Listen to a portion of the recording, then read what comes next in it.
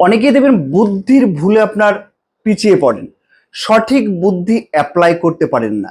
সে বিজনেসের ক্ষেত্রে হতে পারে, চাকরির ক্ষেত্রে হতে পারে। সারাদিন খেটে যাচ্ছেন, পরিশ্রম করছেন, কিন্তু কোনো রকমই কিন্তু কেরিয়ারে কিন্তু আপনি গ্রোথ করতে পারছেন না। তার একটাই মূল কারণ হচ্ছে আপনার বুদ্ধি কমজোরি।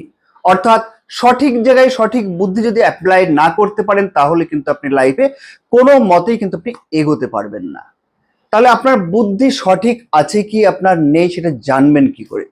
প্রথমত বাস্তু নর্থ ইস্ট অর্থাৎ ঈশান কোণ যদি টয়লেট থেকে থাকে, তাহলে কিন্তু আপনার বুদ্ধি কোন রকমই কিন্তু আপনি সঠিকভাবে লাগাতে পারবেন না। কারণ সেখানে হচ্ছে আপনার ব্রেন শক্তি আপনার দুর্বল হবে, বৃহস্পতি গ্রহ দুর্বল হবে, পিটুটারি গ্ল্যান্ড দুর্বল হবে।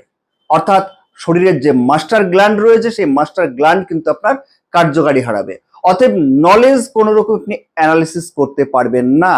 বুধ ধরুন আমাদের উপস্থিত বুদ্ধি, এই বুধ গ্রহ আপনার কার কাছে পাঠায়? বুধ হচ্ছে বৃহস্পতির কাছে পাঠায় কি করতে?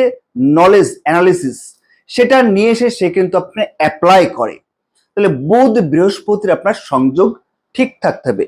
জন্মকুণ্ডলিতে বুধ যদি আপনার অষ্টম ভাবে অবস্থান করে, সে যদি পঞ্চম অধিপতি হয়ে যদি অষ্টমের ভাবে অবস্থান করে, তাহলে কিন্তু 5-8-এর কানেকশন অনুসারে সে কিন্তু আপনার বুদ্ধির ভুলে কিন্তু পিছিয়ে পড়বে।